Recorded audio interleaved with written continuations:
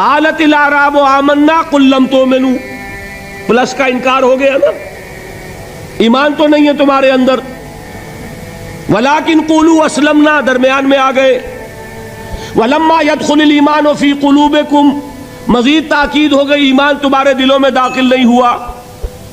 لیکن اب آگے چلیے، وَإِن تُطِيعُوا اللَّهَ وَرَسُولَهُ لَا يَلِدْكُم مِّنْ أَعْمَالِكُمْ شَيْئًا، اگر تم اللہ اور اس کے رسول کی اطاعت کرتے رہو گے اللہ تمہارے عمل میں کوئی کمی نہیں کرے گا۔ اس سے ثابت ہو گیا منافق بھی نہیں، اس لیے کہ منافق کا کوئی عمل قبول نہیں، منافق تو وہ مائنس ویلیو ہے، اس کے ساتھ کوئی نیکی قبول ہو نہیں سکتی۔ کیا عبداللہ ابن ابی کی نمازیں قبول ہوئیں؟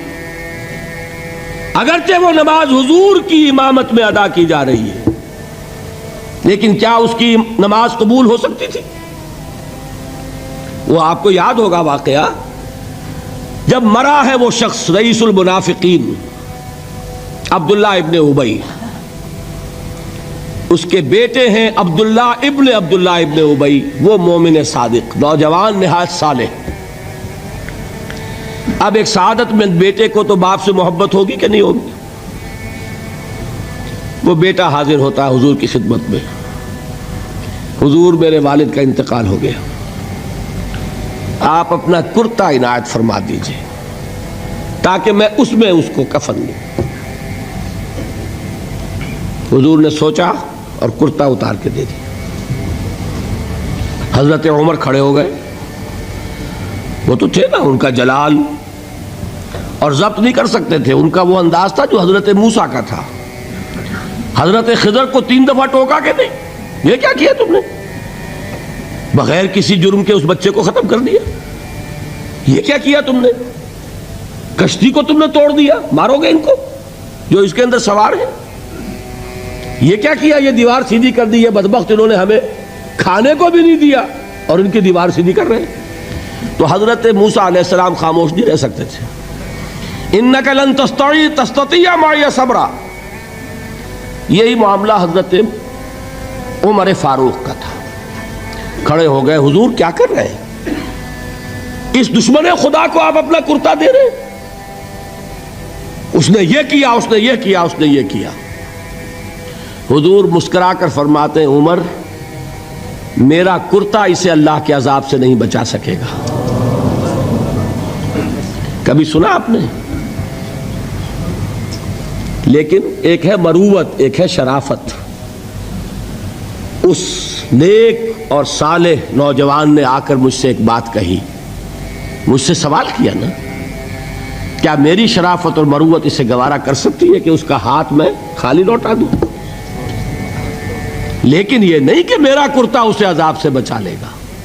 لیس للانسان الا ما سعى وان سعيه سوف يرى، نہیں ہے انسان کے لیے مگر وہی کچھ جس کے لیے اس نے محنت کی، بھاگ دوڑ کی، جو کمائی کی ہے وہی ملے گا، اور جو کمائی ہے وہ ضائع نہیں کی جائے گی، وہ دکھا دی جائے گی، یہ ہے تمہاری کمائی۔ تو انسان کا معاملہ تو عمل سے ہے نا۔ اور میں یہ بھی بتا دوں، لطیف باتیں ہیں یہ کرتا حضور نے دیا کیوں؟ ایک تو آپ کی شرافت اور مروت، اسی شرافت اور مروت کا ایک اور پہلو یہ تھا، حضور اس شخص کا ایک احسان اپنے اوپر سمجھتے تھے۔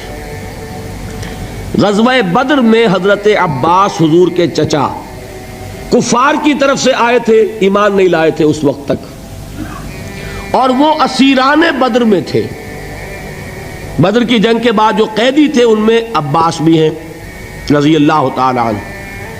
ان کو پاس کرتا نہیں تھا، کرتے کی ضرورت پیش آئی، وہ طویل القامت انسان تھے۔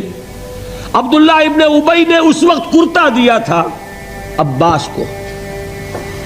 اس کو محمد الرسول اللہ اپنے اوپر ایک احسان سمجھتے تھے کہ میرے چچا کو اس شخص نے ایک وقت میں کرتا دیا تھا۔ آج در حقیقت محمد الرسول اللہ صلی اللہ علیہ وسلم نے اپنے اس احسان کا بدلہ چکایا ہے۔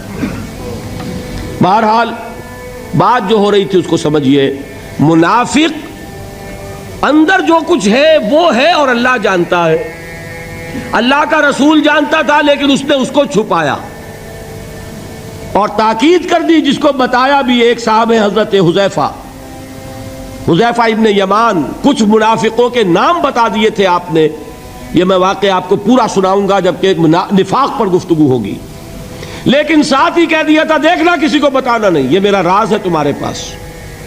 اب لوگ ان سے پوچھتے بھی تھے، وہ بتاتے نہیں تھے۔ ان کا نام پڑ گیا صاحب و سر نبی، یہ نبی کے رازدان ہیں، ان کے پاس نبی کا ایک راز ہے، وہ راز ہی رہا۔ میں بتاؤں گا کہ کس نے پوچھا تھا، وہ تب نفاق کی حقیقت سمجھ میں آئے گی۔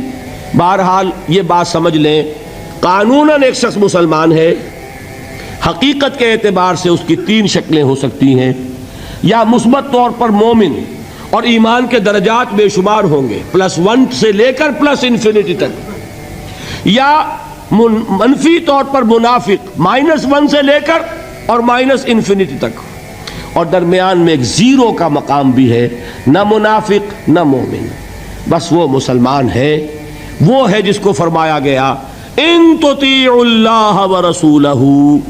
دیکھو ایمان تو تمہارے دلوں میں نہیں ہے، لیکن اگر تم اطاعت کرتے رہو گے اللہ کی اور اس کے رسول کی، اس حالت میں لا یلدکم من اعمالکم شیئا، اللہ تمہارے اعمال میں کوئی کمی نہیں کرے گا، اس کے اجر و ثواب سے تمہیں محروم